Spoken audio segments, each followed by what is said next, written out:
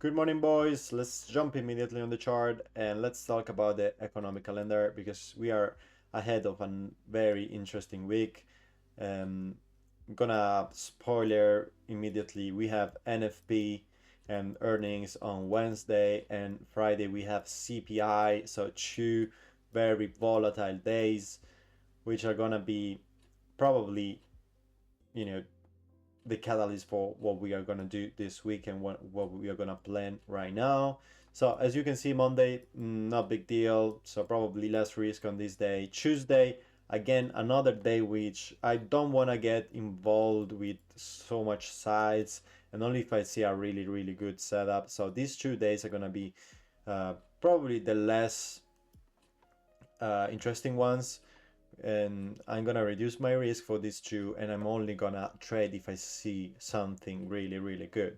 So if I have to make plan for the week, I'm gonna go on a Wednesday, Tuesday, and Friday with my average side, and I'm gonna be looking for some good trades which could potentially follow the narrative on the higher time frame or not. So I'm gonna say one more time. I'm gonna be looking for informations on Monday and Tuesday, and I'm gonna trade Wednesday, Tuesday, and Friday. So I'm opening myself to trade on 3 days of the week. So Wednesday, Tuesday, and Friday. So let's say I take 3 trades, 1 trade per day. I'm gonna have a 3 trades week. Okay, is that enough for me? Yes. 3 trades in a week is enough. We can take one loss, one win, one loss, and we could still be in profit. We could take 2 winners and we're gonna be in huge in profit. If we take 3 winners, we're gonna be very in profit. If we take 3 losses, my account is not gonna bleed a lot, right? So again, if I'm losing on Wednesday, I'm probably reducing my risk on Tuesday. If I'm losing on Tuesday, I'm not bleeding. And if Friday I'm winning, I'm probably making back what I did on Wednesday and Tuesday. Okay. So this is the plan for the week. Of course, I'm planning my risks, so I know that I'm not gonna be crying on the weekends, and I know that I can look for opportunities on these 3 days, which are the best days of the week, and so my focus is gonna be really, really into the last part of the week. Yeah, that's how we plan risk. So we have 3 trades. Now we're gonna, of course, it depends on your account, but then you're gonna manage the risk you actually wanna get involved in the week. What's your expectation on the winners? What's your expectation on the losing side if you actually lose 3 trades in a row? And that will be pretty much it. So take care, because it's not only the news this week, but we are getting away from this ugly range we were trading inside for a while. So we can see we went out and then we start shifting down. We finally touched this volume imbalance. We went lower into the bodies, but we failed to close with the body. So see, this is still the low, and the body didn't even touch it yet. Now price came back into this suspension block, which I'm gonna use like this just because I like the upper quadrant, and that's my focus right now. So I don't want to see this one failing with the bodies. So if price wants to keep going lower, I'm still be looking for shorts until this one fails. Okay. Dropping on the 4 hour, instead, we do have a situation where price is kind of trending, and we had a nice run. So as you can see with the bodies, we do have this, right? So we are inside a big, huge leg. I'm still looking at these equal highs that we left a few days ago. It doesn't mean that I'm looking for them, but if I see this one shifting and becoming an inversion fair value gap, then I'll be looking for this market maker buy model to complete. Okay.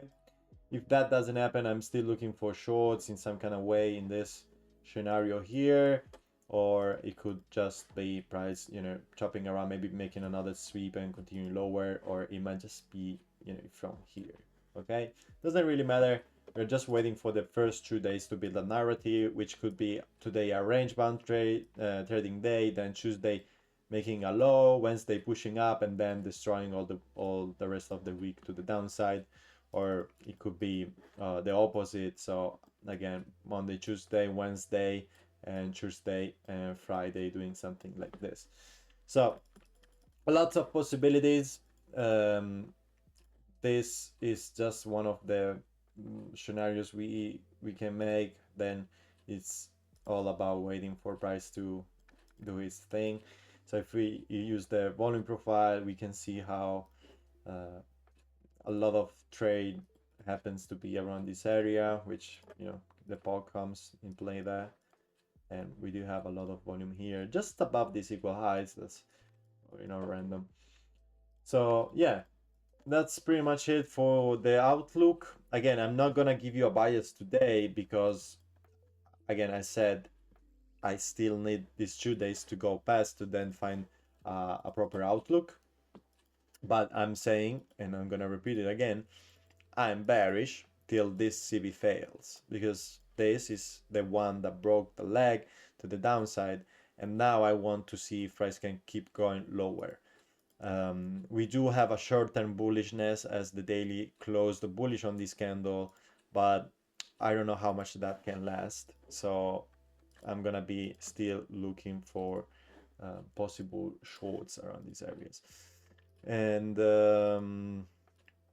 yeah, if we go on the weekly, huge weekly candle. So if we, you know, if we want to mark out the buy side and sell side liquidity of previous week high and low, you can do it like this. You can see that we have equal lows. And if we compare ES with the others, pretty much the same scenario happen.